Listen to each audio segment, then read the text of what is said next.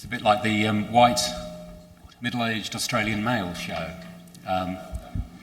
My name's Nick Rowley. I'm the lead consultant working in this area for the Robertsbridge group. We're an interesting group of people, I would say that, but we're a small group based out of London. I live in Sydney. We've got experience in civil society, working for environmental NGOs, for business, and I, for my sins, have spent a lot of my career working in government, at the centre of government for 2 years, working with former Prime Minister Tony Blair between 2005 and 2006, a time when we initiated the Stern Review into the economics of climate change, which I would say this, but I think was a seminal contribution to understanding the things that need to occur if we are going to reduce the risks of climate change. Now, I want to run this session in a pretty snappy way. I know that the timetable has shifted a little bit, but I spoke to Tony Gourlay and he said you can take an hour, and an hour is what we will take, so I will be finished by 20 to 11. Now, I've briefed what is a superb panel in terms of the sort of contributions that I'd like from them, and I'd like it to be very punchy. I've asked them to concentrate on insights, 3 key insights, because we can all talk for longer on all of this, but I want 3 key insights in 3 minutes.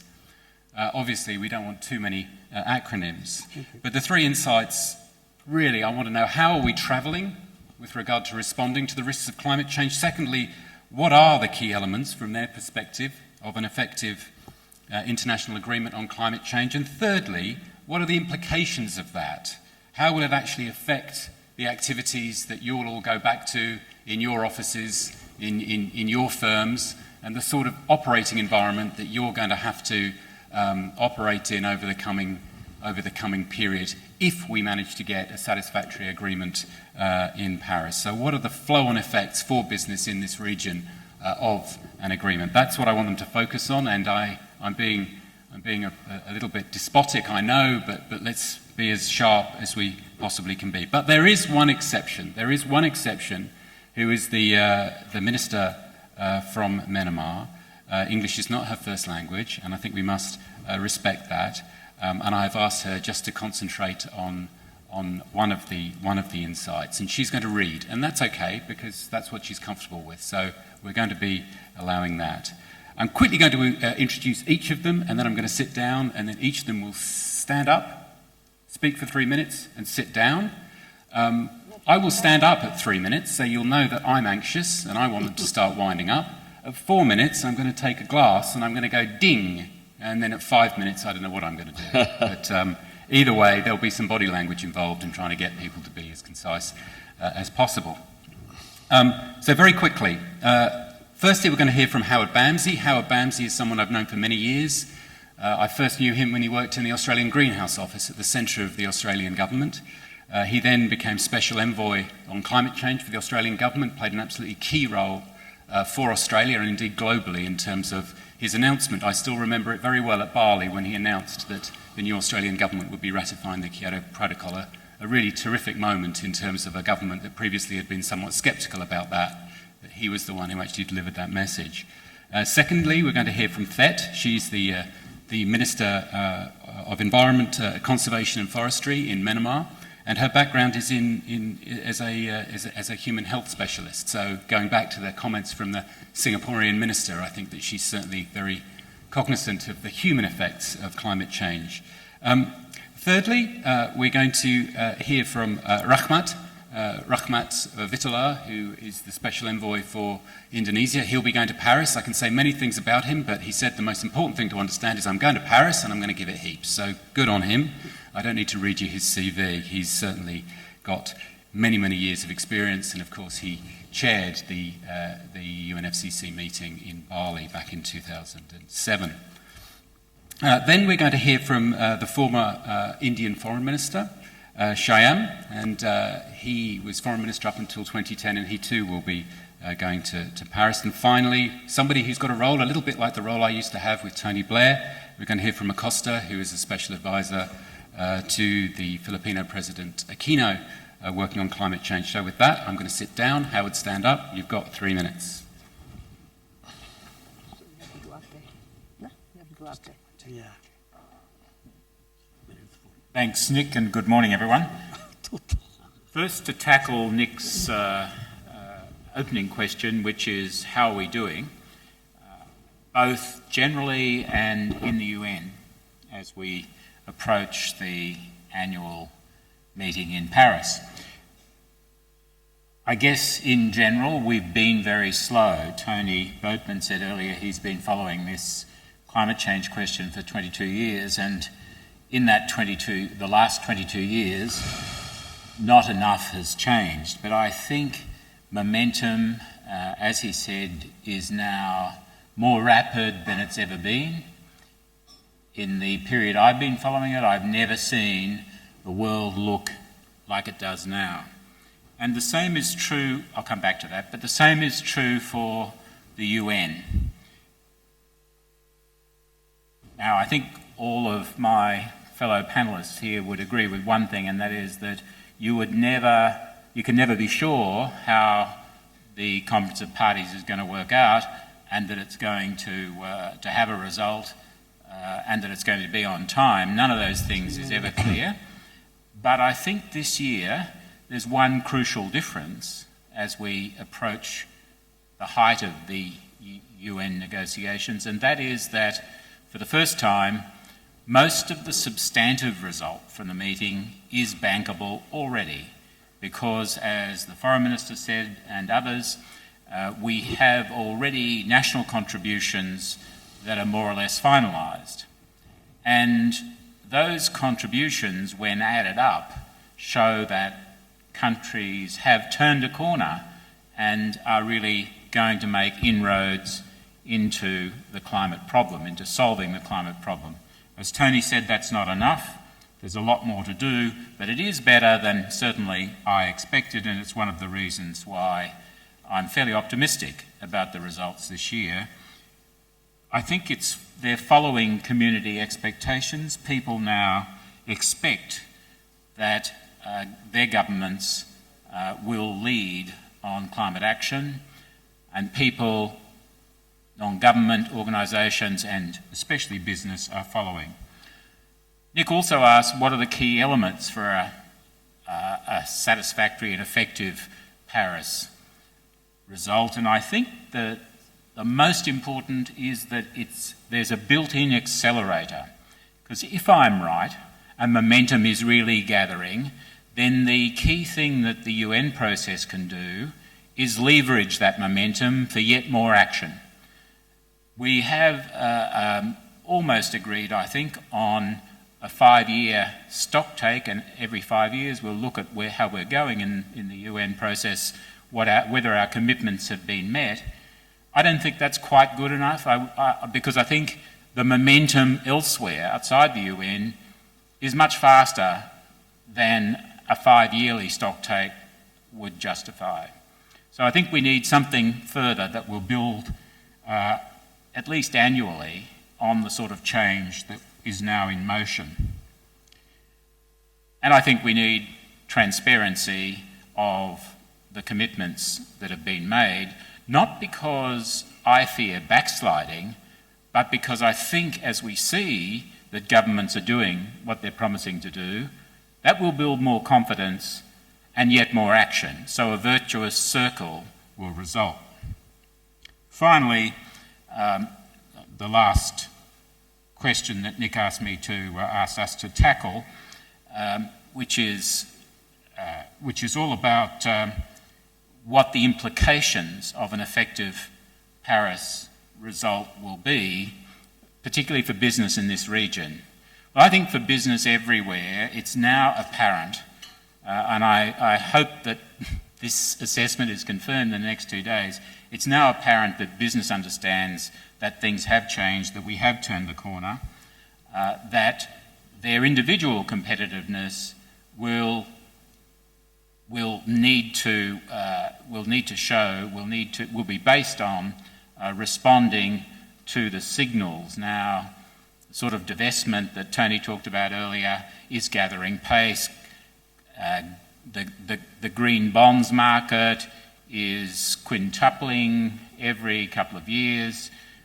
Climate finance from the north to the south, from the developed to the developing world, is increasing. Everything is changing. And so I think for business, this presents great challenges, but also enormous opportunities. And I'm very confident that the business in this region will find those opportunities. They're very diverse. They extend from extraction of natural resources to manufacture to services, but they are there and we will see them taken up very quickly. Thank you very much, Howard. That was just a tad over 5 minutes, but I felt I needed to be generous. Thet, would you like to come up and share your thoughts?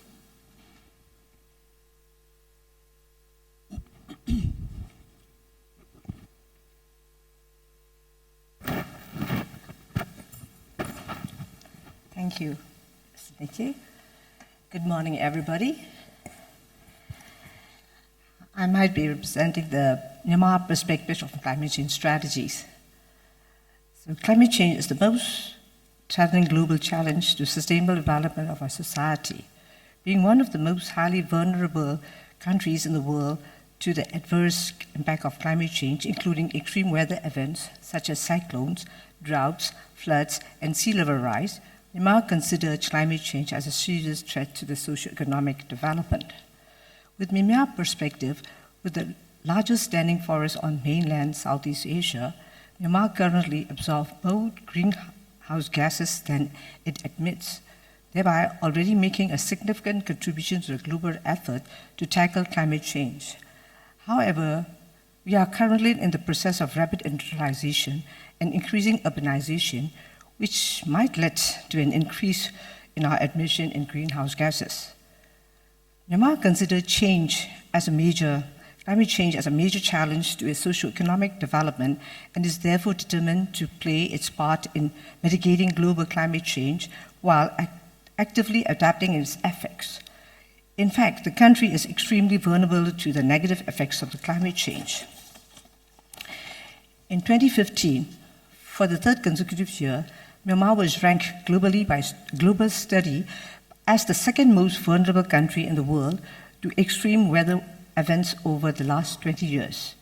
Tropical cyclone Nuggets caused the loss of 138,000 lives in 2008 and devastated of infrastructure, causing long-term adverse socioeconomic impacts. During mid-2015, Myanmar experienced floods of unprecedented proportions. In addition, climate models predict further sustained impacts from climate change in future, which will further expose Myanmar to negative impacts of climate change. In terms of policy development, the government, for example, has made an environment one of the 7 strategic pillars of its National Comprehensive Development Plan, 2011-2030. It has promulgated the environment law, and it is resolved in mainstreaming environment into national policy and development agenda. This will take place under the guidance of the National Environment Conservation Committee and Myanmar Climate Change Alliance established by the Union Government Cabinet in 2013. In addition to fulfilling its reporting responsibility to UNFCCC, with both the initial National Communication and National Adaptation Program of Action were submitted. Myanmar is now developing its national climate change strategy and associated action plans. These will present a vision for achieving climate resilient, low carbon, resource efficient, and inclusive development as a contribution to sustainable development. To support this vision, Myanmar is also developing its green economy strategy framework, again with associated action plans. With respect to adaptation, in 2016, Myanmar will start the elaboration of National Adaptation Plan to provide more details to guide its ongoing adaptive efforts. I'm very pleased to inform you that Myanmar submitted in INDC to confirm its commitment to climate change mitigation. It has identified mitigation actions in the primary area of forestry and energy based on National Forest Master Plan 2001-2030, long-term energy master plan, national electricity master plan, and rural electrification plan. In addition, national support, the transport master plan, and national implementation plan on environment improvement in transport sector are currently being developed. Myanmar thereby presents its full commitment to address climate change by enhancing mitigation actions, policies, strategies, and adaptive efforts on climate change. Thank you very much.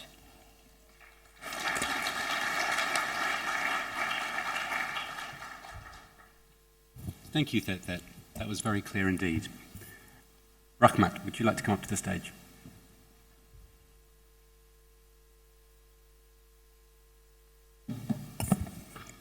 Thank you, Nick. Distinguished audience, I don't see the foreign minister. Actually, I want to comment on what he's saying. I think he's doing a better job as a Minister of Environment rather than a Minister of Foreign Affairs, because he's very articulate in those matters. Having said that, I'd like to go to the subject. I've been introduced as a person that's going to go to Paris, and I would like to invite all of you to make Paris a success. Just to put a big question at rest, I want to claim that I am very optimistic about what we are going to do in Paris. There are several elements that make this COP21 different from the previous COPs. And it is the human element that is now have been changed. The human element that previously, in the COPs previously, in the 20 so COPs, in particular the last 7 COPs, there's an element of distrust between countries, in particular between developing and developed countries, which now has been largely overcome by the experiences that we have developed together. So that is, having said that, I think the particular item that I would single out is that this Paris COP has a different composition in its attendance. It will have non-state actors, meaning you gentlemen, largely in this room, the businesses, the civil society, and the captains of industry will be listened to very carefully, because we realize that climate change is everybody's business. It is caused by everybody. It is caused by the humans, as the humans have to change that. So that is why I'm optimistic, because there's a change of atmosphere pending Paris. I've been to Paris. We have been conversing on this for 3 or 4 times in Paris. In fact, I will be traveling with Viviani the day after tomorrow to Paris to settle the pre-COP. What are the key elements that will make Paris a success, or the ones that will make a disaster if it's not done? The first one is honest international cooperation. And that is very much needed, because if the fact that the distrust that I mentioned was not there, there won't be any cooperation. So any backsliding of any country will damage whatever is needed to overcome the climate change. And maintaining this trust, for one thing, for the developed countries, from the developed, is how to make true of their promises in terms of capacity building, finances, and in particular, in detailed the funding that is expected from the developed countries to give to the developing countries, the 100 billion that we expect to be disbursed in 2020. But as a summary, I'd like to conclude by saying that we have experienced the phenomenon of delinking economic growth with pollution, with global destruction. So now we are on our way, and I think to be pragmatic, as Fiona has said, actually it is not very, it should not only be in an idealistic situation. It is just if a rat is cornered, it will fight. At this moment, the humankind is cornered by climate change. We cannot live in denial. We have to preserve ourselves by doing more for climate change. Thank you.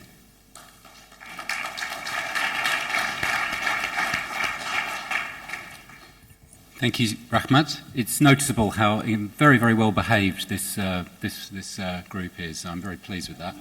Our next speaker is Shyam Saran. Shyam was Foreign Secretary and Chief Negotiator on Climate Change for the Indian government up until 2010. Shyam.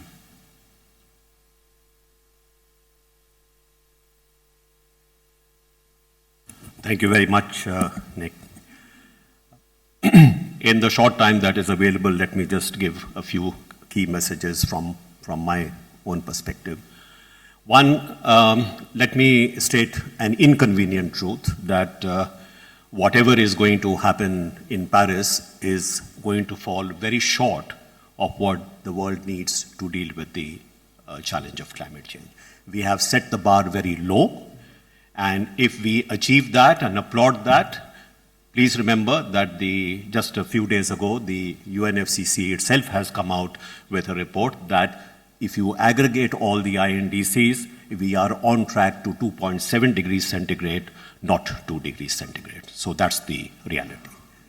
Second, what do we need to do? We have to move away from what is really a very competitive approach to negotiations.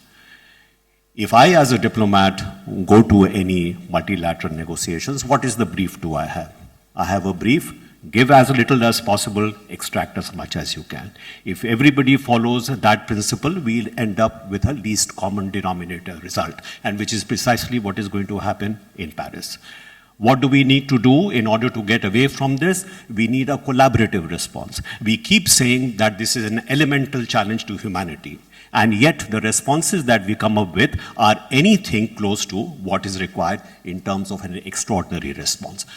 Global collaboration, get the best minds of the world together on the same platform, generate the kind of technologies that are required to deal with this challenge, which will affect all of us. Also, most importantly, unless we have solutions which are based on the principle of equity, equitable burden sharing, it is very difficult to see a solution. And finally, for businesses, don't depend on what will come out from Paris. You will be facing huge amount of risk to your business if climate change continues at the pace that it is. So please make your independent assessments. Please make assessment about what it is going to do to your businesses if this challenge is not addressed. Most businesses will respond to incentives. So if you have a high enough carbon price, businesses will take that signal and move to renewable energy, to cleaner sources of energy. But that price is not, in fact, forthcoming. So you have to now look at it in terms of what it is going to do to your businesses in terms of insurance, in terms of risk. You have heard that the Bank of England governor, something that he should not normally be concerned with, but has been giving a message that there are risks to businesses that they must be mindful of and, in fact, orient their business strategies towards that. And I hope that businesses here in Southeast Asia will take that message seriously. Thank you very much for your attention.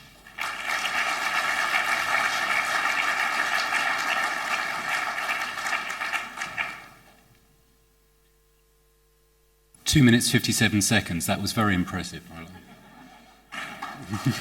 Yeah.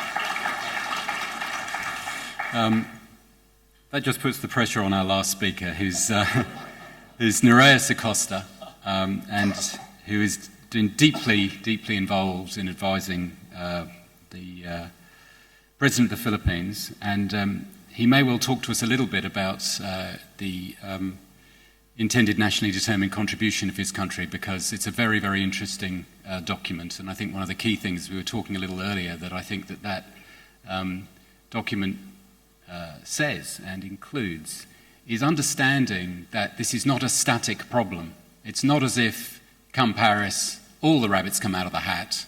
All the answers are either seen to be adequate or inadequate, and we can judge it at that point in time. And that boils down to a little bit of what Howard was saying, is that, yes, Paris is the conclusion of a process, but it must also be seen as a start of a new process to create further further incentives and a greater dynamic towards a low-carbon economy. So without further ado, Nereus Acosta.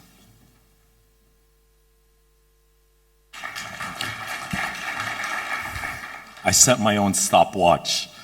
Let's see if I'll try very hard to beat the 2 minutes and 57 seconds of Mr. Saran. But first of all, the Philippines enters Paris basically with two elemental or seminal developments in the last couple of years. First, the super typhoon Haiyan, or as we call it, Yolanda in 2013, which was the largest, the most ferocious storm that made landfall in the history of mankind, at least recorded history, killing over 7,000 people, 3,000 plus missing, and devastating the entire central Visayas region of the Philippines. Now, the second one is the fact that in last March, President Francois Hollande made a very historic state visit to Manila, and from there made a Manila call to action with President Benigno Aquino, essentially to drum up and drumbeat, in fact, the very, not just significance, but the moral imperative, as we call it, for Paris and COP21.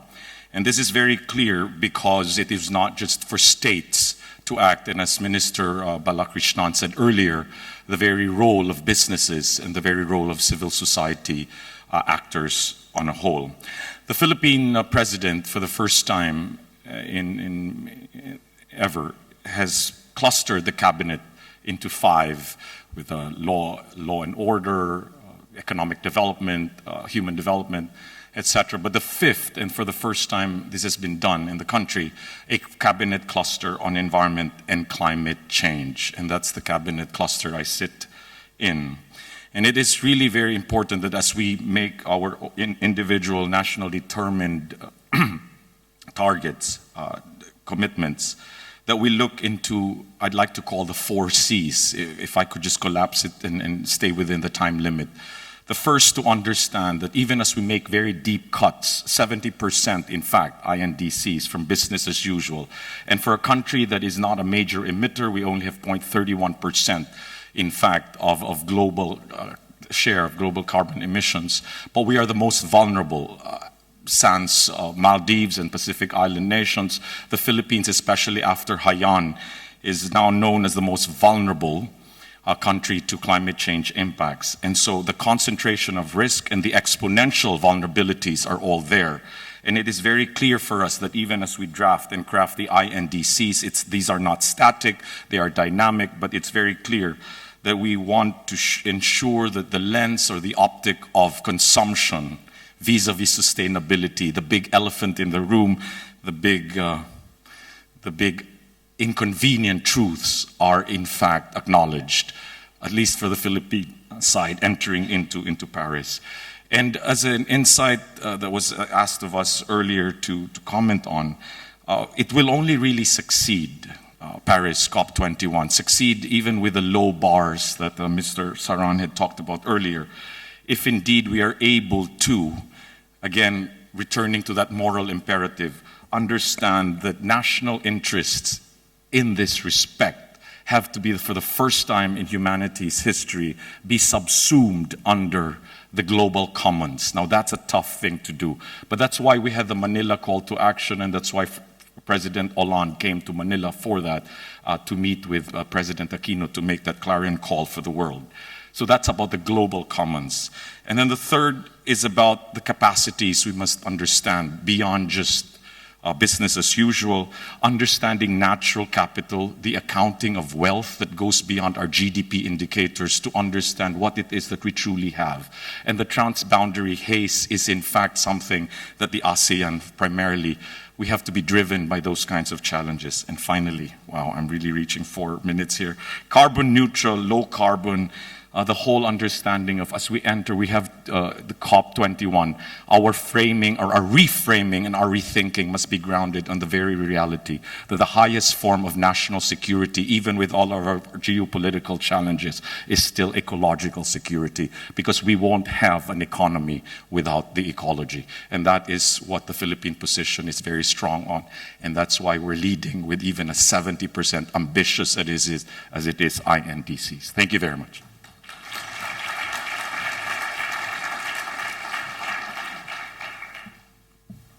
Thank you very much, Nereus. We now have just around about half an hour left of the session. I would like to tease out some of the things from the panel that I've heard for the next 10 minutes or so. But as I do that, I'd really encourage everybody in the hall to think about questions that they'd like to pose to either one of the panelists or to a number of them. There are a couple of rules about those questions. I'd like the questions to be relevant to what you've heard. I don't want them to be statements about other things that you think are more important than what you've heard. I want them relevant to what you've heard and relevant to the subject matter that we're dealing with in this room today. The other thing is I'd really like them to be quite short questions. Often I chair these things and people stand up and they give endlessly long questions and you wonder when the question's coming. So I'd really like you to keep those questions short. And because Tony Gourlay is such a professional and so online and so very, very computer literate, he's also given me a bit of a prop here, which is this Pigeonhole app. I don't even have an iPad at home. I kind of resist the flat screen as much as possible.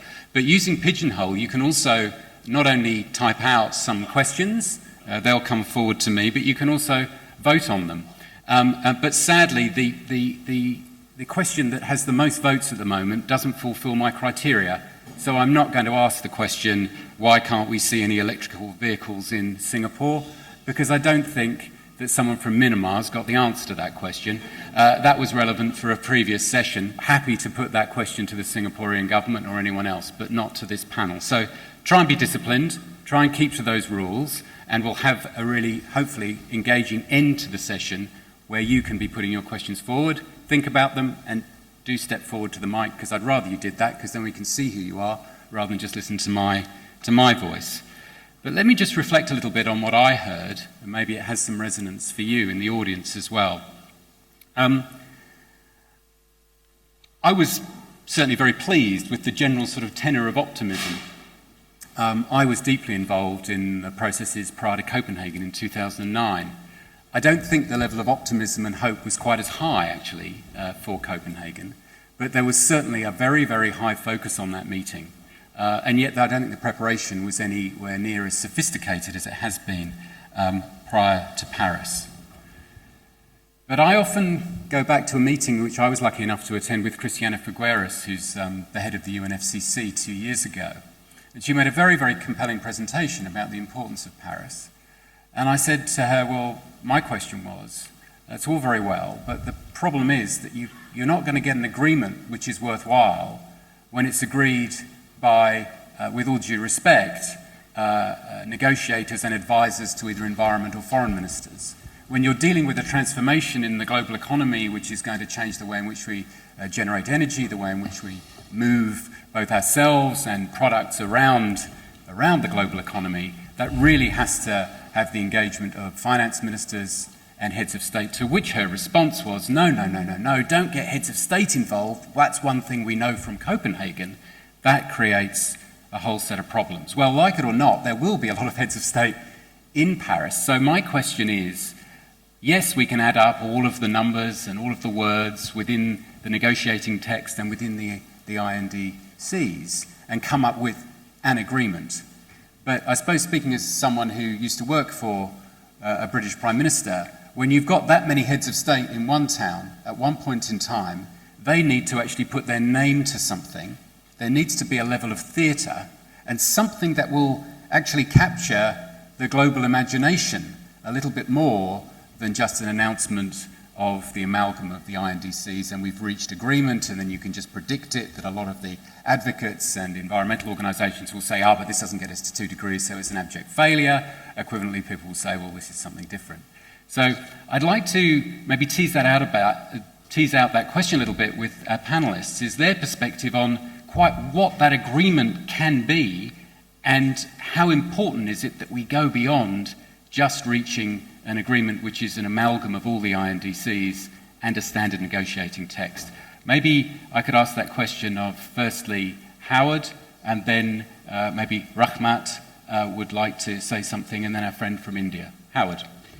Nick, it's a very important question, but I think one thing has changed among many and it's worth focusing on, and that is that if it was the case that the UN led the global response to climate change, that is no longer the case, in my view. I think what happens in Paris will reflect what countries are ready to do and are doing, rather than drive it a great deal further. It's important that it imparts some additional momentum to what's happening around the world, but it won't be fundamentally what drives it. There is, in my view, a one-word explanation of how to fix climate change, and that is investment. And I think we're gradually seeing the direction of investment changing, and I won't go into the details or you'll get cross with me for speaking too long, but it's evident, I think, that there are hundreds now of indicators showing that change in direction. That will drive ambition and confidence in Paris, and it's the fundamental reason I think that we'll see a framework built around these contributions that will provide a confident platform for governments and non-government actors to accelerate their change, their momentum. Thanks, Howard. Rachmat? I think I would like to explain that those who have been to many COPs will feel the different vibrations, which is positive for a good outcome in Paris. Having said that, there are prerequisites. That is, when the Warsaw Call and for the INDCs, the contributions was issued, we should stop comparing one INDC with the other. It is just whether the countries that have submitted this can honor their own. Having said that, in the latest release of Figueros, even doing that, we can only achieve 2.7% degree, which is fine, because Paris is not the end of the road. It's a start of something. So I think we are all challenged. In this particular, I would like to underscore what I said. With the new stakeholders present in this environment, the civil society, the businesses, makes a whole lot of difference, because that galvanizes, that includes the whole world, rather than head of states and the negotiators. Okay. Thanks. Shyam, reflections on the politics? I have a problem with the suggestion that we are somehow moving away from fossil fuels. Because if I look at the investments, for example, in fossil fuel exploration and production, it is sometimes something like $750 billion per year still, while the investment in renewables is about $250 billion per year. So there is a huge gap. And when you are investing that kind of money in fossil fuels, that's not for just tomorrow and day after. It is for the next 25 years, 30 years. Mm. So I think we should not be under any illusion that somehow or the other we are at the start of this brilliant journey towards ecological sustainability. That is not what we are at. So what can we do to catch the imagination of the world at Paris? Even if we are going to come up with INDCs which do not quite match up, if at least the leaders who are gathered there recognize this and commit themselves to doing much better in the future, that itself will be an important result. Secondly, as I said, if this is an elemental challenge, if we can, as the heads of government gathered at Paris, can actually come up with a kind of a global collaborative initiative that can we work together, for example, for the next 10 years to make, say, solar energy a mainstream source of energy? Yeah. Is that something that we can do? Yeah.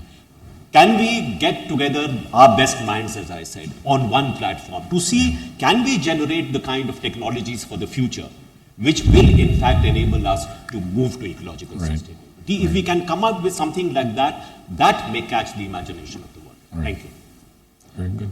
Thanks, Shyam. I just noted that Nereus was nodding in approval. So do you want to sort of underline your response to that? Yeah, well, first of all, I think I'll take it from Minister Balakrishnan's idea of healthy pragmatism, and I agree totally with Minister Saran saying, in fact, that I'd like to offer two aphorisms. First, that the COP21, obviously, and the agreement that will have to emanate from it, will have to be a necessary but definitely not sufficient element for the global commons to in fact be protected in this respect. And second, there's another saying that says, let not the perfect be the enemy of the good. And yes, we need effective targets, we need trajectories, we need timelines, but we have to be very clear as well about the fact that we're dealing with states. We're dealing with governments, and those of us who've been in government for quite some time will understand that you have to have a healthy pragmatism about all of this, and that there are inconvenient truths, in fact, in negotiations. But still, in all, you have to push for that ideal. But let's not look at COP21 as if it were the end-all and be-all. And in fact, the businesses, civil society, actors, stakeholders, especially for a region in ASEAN, have so much to work with. I mean, beginning with the transboundary haze, yes, but surely just even on the renewable mix for our countries and for the region, that's a very good, doable start for all of us. And I think that's where we have to be realistic. Okay, thank you very much, Nereus. Now, I'm really keen, I could talk further on all that, I've got my own perspectives, but that's not what my job is now. I'm really keen to make sure that Thet also plays a part in this session, in this part of the session. And Thet, you wanted to share some thoughts in relation to how you think that we're responding to the problem. Would you like to do that now? Yeah, you have you said you had a prepared response. Yeah. So this is regarding the inside one, you see. Yeah. So as we all aware that it's very simple that this environment pollution is caused by human activities. So if you recall back to 20 years back, we have ratified the UNFCCC and the Kyoto Protocol, which was emerged for global effort to mitigate the global concern climate change. So, in fact, we all are fulfilling this agreement with various approaches. And then the global climate change has also been changing more and more each day and caused the human activities driven by overpopulation and other factors. So, I realized that the major obstacle to prevent climate change impacts are lack of agreement on what ought to be done and what action ought to be taken to resolve the conflict between environment protection and economic development. So I hope that generally there's an effective internal agreement would be achieved at COP21 at Paris, because the international communities have been enthusiastically making efforts by submitting their INDCs with their view based on their country circumstances. But as others have said, it should be in a very concise, considered effort, you see. Thank you, Thet. Thanks very much for that.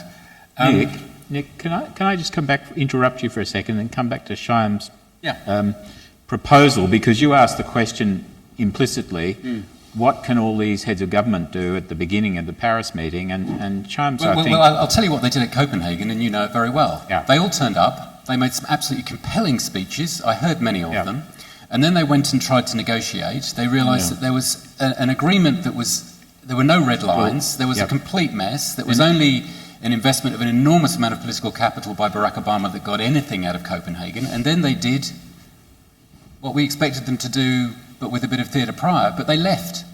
They just left. Well, what the French have arranged is not a repeat of that, because the heads of government are coming at the beginning of the meeting rather than the end, so they're not going to be left holding in tatters a piece of paper.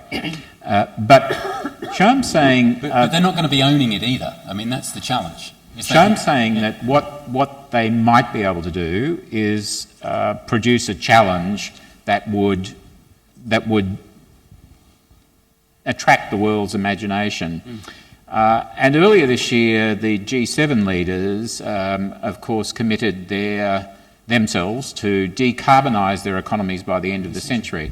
I thought that was a fairly tedious and modest commitment, but it does seem to have excited people around the world. So maybe what the French have in mind is a commitment, something along those lines that would, in a way, make operational, make more concrete this global goal of not exceeding 2 degrees or 1.5 degrees Celsius in warming. So maybe something around that sort of operationalising the goal would just capture the global imagination, and it might be something that heads of government could give a lead on. Yeah. In a language that people can understand, which is very important. Now, just a second point, reflecting. I mean, if somebody had asked me this morning before this session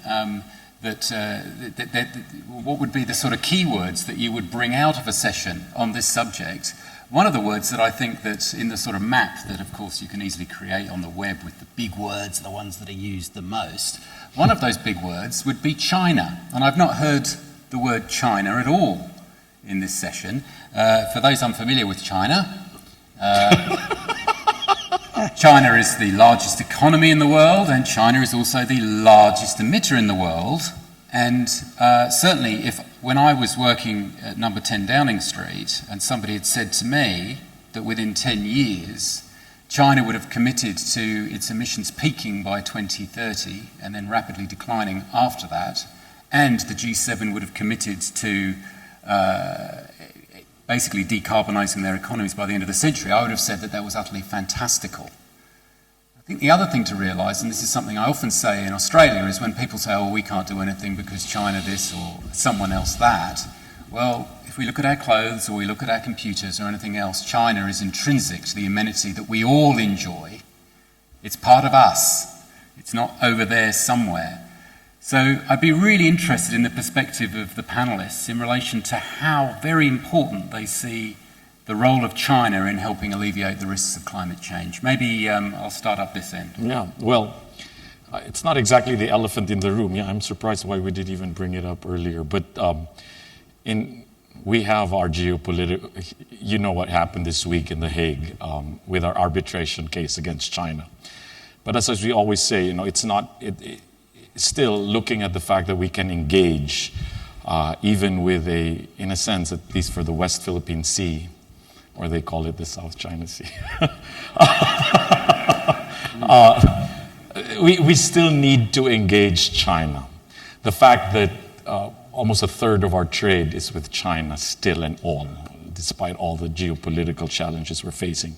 And we must understand that there are windows of opportunity not just for the Philippines, but for ASEAN as a whole, for the region, to look how we can engage in a more sound energy mix for our countries. The fact that I think the largest solar panels production is now supposedly even in China. I mean, ironically, they have both the dirtiest, the use of coal, etc., but also a lot of the initiatives towards green technology. So to us, that's also our challenge, even for us in the cabinet of President Aquino, to see how, in fact, even as we engage all the way to The Hague and the United Nations, we're able to see also our realities vis-a-vis trade and sustainable growth paths vis-a-vis a behemoth like China. Thank you. Howard, did you want to reflect on the China question? Well, I think if you go to China, you see the change. And I agree with Shyam that we're not on the verge of solving the climate problem. We're not on the verge of turning away from fossil fuels completely. But in China, you see, as you do elsewhere, that the vibe is different from what it was, that incentives are different, and that there's gathering pace for the change. Unfortunately, that doesn't translate usually to the way Chinese delegations take their positions in the UN process. There's been a difference. I'm hopeful, and the difference is the one that Shyam pointed to, that we have a very competitive, polarised environment in the UN process, and there are half a dozen reasons for that. But that too is changing. So I'm very hopeful that this year we'll start to see delegations reflecting the common interest in a global solution to climate change in their approach to negotiations, rather than positions that reflect a world that was very different back when the Climate Convention was agreed in 1992. So I think you can see elements of that this year in the negotiating process, and if we can have a Chinese position internationally that fully reflects the domestic change that is occurring, the commitments that have been made domestically, that will make an enormous difference to the negotiating process. I think the agreement between the two presidents of the United States and China was perhaps a signal that this may be occurring. Rachmat? And then I'll go to questions once I we've heard think from Rachmat. I'd like to submit that the elephant in the room is not China. The elephant in the room is United States, because it can make a difference. It is able to do so. Two elephants. The biggest elephant is, the biggest body elephant is China, but the one that can make a difference is the United States. And I think we are very, very regretful that we are being held hostage with their domestic politics. So that is very shameful, because the world is bigger than the United States. As of China, Indonesia and China, I can sense, I can understand what they're doing, because they have the same conversation and problems. So I don't think there will be no problem with China. Shyam, quickly, and then we'll go to questions. And if people want to stand up next to the microphones, that might actually save us a bit of time.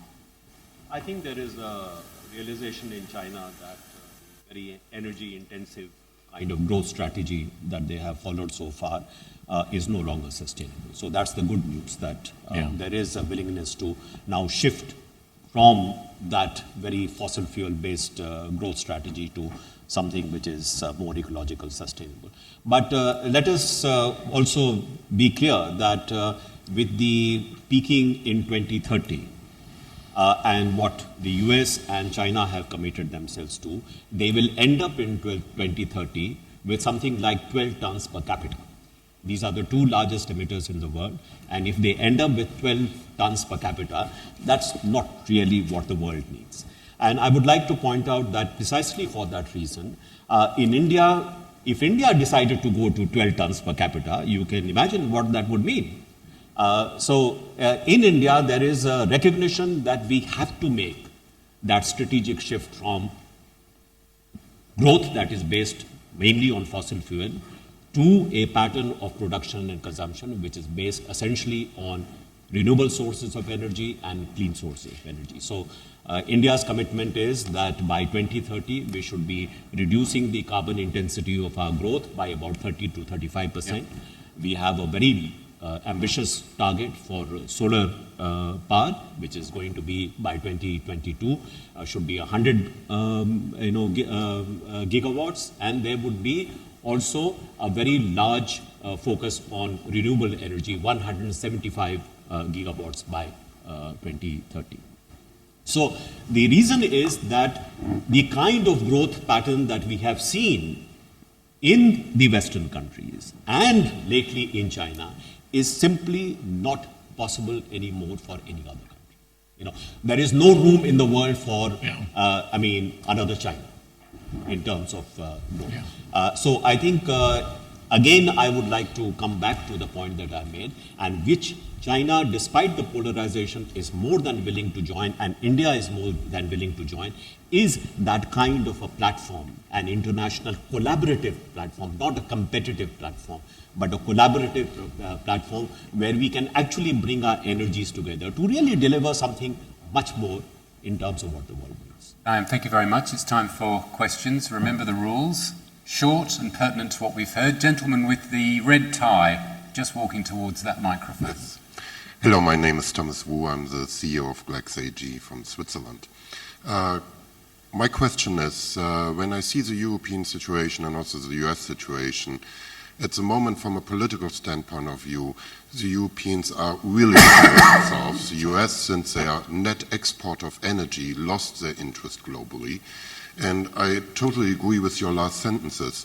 What does the Asian governments do to be a more stronger political force in Paris, since the world is actually dependent on Asia when it comes to growth perspectives over the next 10 years? So I'm missing a little bit in today's discussion how not everybody's hoping for Paris, hoping for the US or hoping for the European Union, but more how can we be a strong unity which is, fighting for survival, since you have basically all the assets in your hands. You have the future growth, you have the future middle class, you have the future demand for the markets. Thanks. That's a very, very good question. Rachmat, do you want to respond first? I pass through. You'll pass. That's okay. TM, do you want to respond? You're going to pass as well, aren't you? Sorry, I didn't quite get the... Asia. So the role of Asia. The role of Asia. Exponential growth. Yeah. It's within the hands of Asia. Well, to I actually- think the point that you mentioned, that Asia really is the driver of global growth and is likely to remain the driver of global growth for the next several years. And therefore, the direction which Asia takes in terms of future growth will be very critical for the global effort to deal with climate change. Can Asia lead this shift, as I said, from the dependence on fossil fuels to more renewable energy? And I think we see in various Asian countries this happening much more than in Western countries. If you're looking at, for example, solar energy, there is much more happening in China, much more happening in India, much more happening in other countries in Asia. Is there some way in which we can escalate that to a much higher level? So Asia, in a sense, has both the opportunity but also has the obligation, because it is a driver of growth for the world. If it is successful, if Asia is successful in making that shift, I think this would be something that would be a major contribution. Very quickly also, I think for us in Asia, I mean, even in the ASEAN, and this is an inconvenient truth, as it is also, we don't interfere with each other's respective policies, etc. And that's why the challenge, in fact, is, or the question is, who cracks the whip for Asia, in fact, leading into Paris, or just even looking at regional interests, or a shift to renewable energy and a lower carbon overall region. And the fact is, that's why I'm glad the minister earlier mentioned it, that the transboundary haze becomes really our litmus test for ASEAN, but for Asia in general.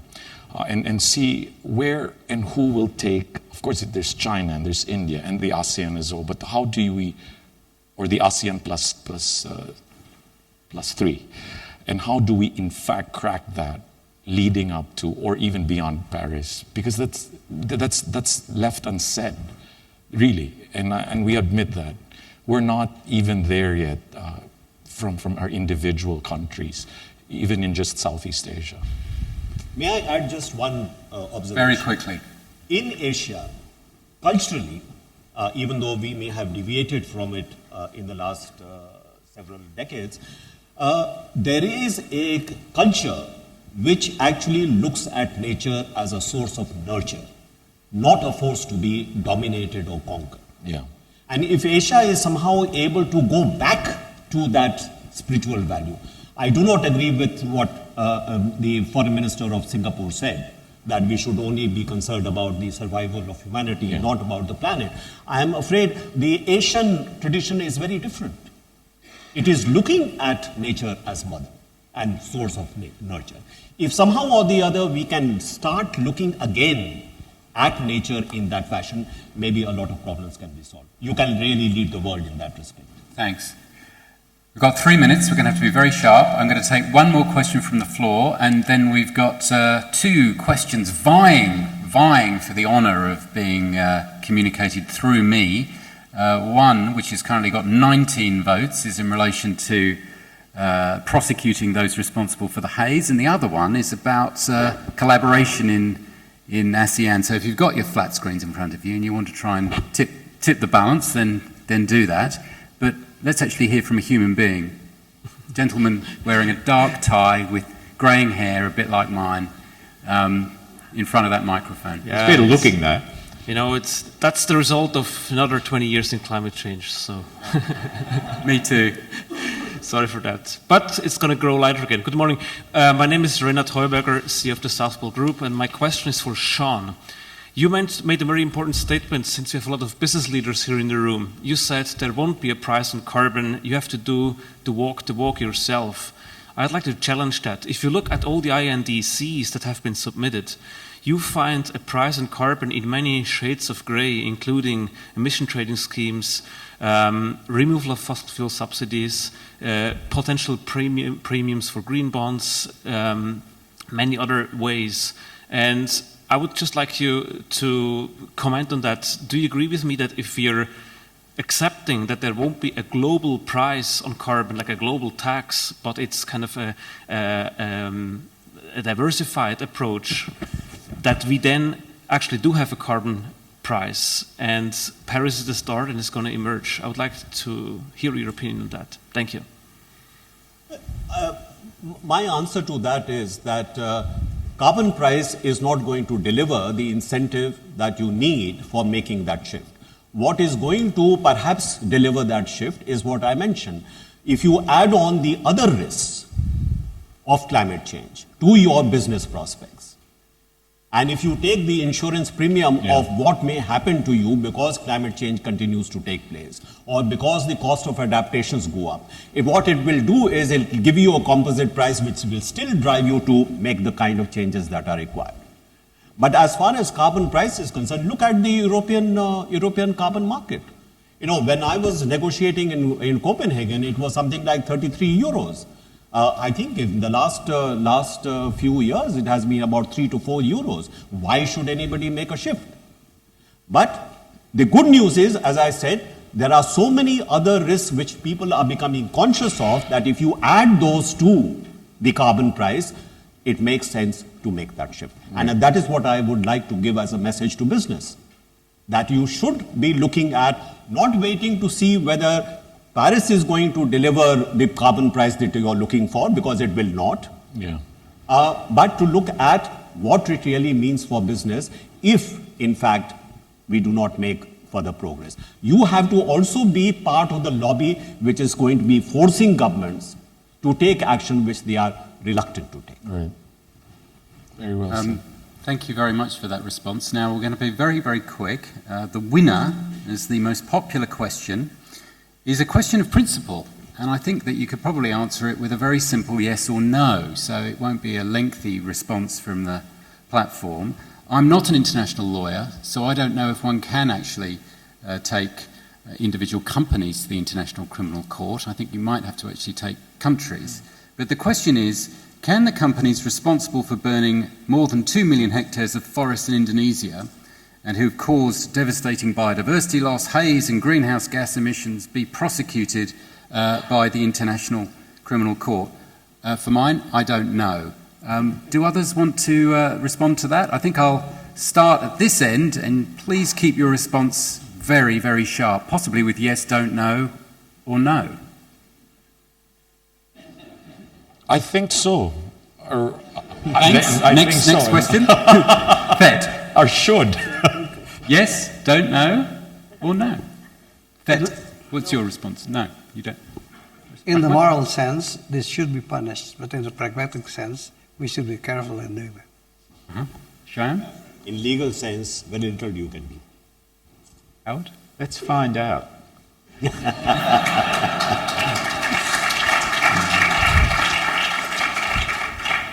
Yes, ultimately it's up to someone else, I think, to bring a proposal forward. Well, look, thank you everybody in the hall. Thank you to those on the stage. We'll applaud them in a moment. I just want to leave people with one thought. I'm going to use the words of a former president of the United States who said these words 52 years ago. We've got more than 50 years of gender politics, which I think from then till now, thank goodness, which means I think we can excuse President Kennedy the use of the word man. But a lot of people talked about inconvenient truths, and of course Al Gore made a film called An Inconvenient Truth. But I think also drawing on some of the insights from the stage and also from the Singaporean minister, one can also look at climate change as an enabling truth. There are things that we can do. And Howard Bamsey knows that I like this quote very much. It's from John F. Kennedy in his speech at the American University on June the 10th, 1963. And what Kennedy said was, "Our problems are man-made, therefore they may be solved by man. And man can be as big as he wants. No problem of human destiny is beyond human beings." With that, please thank the panel.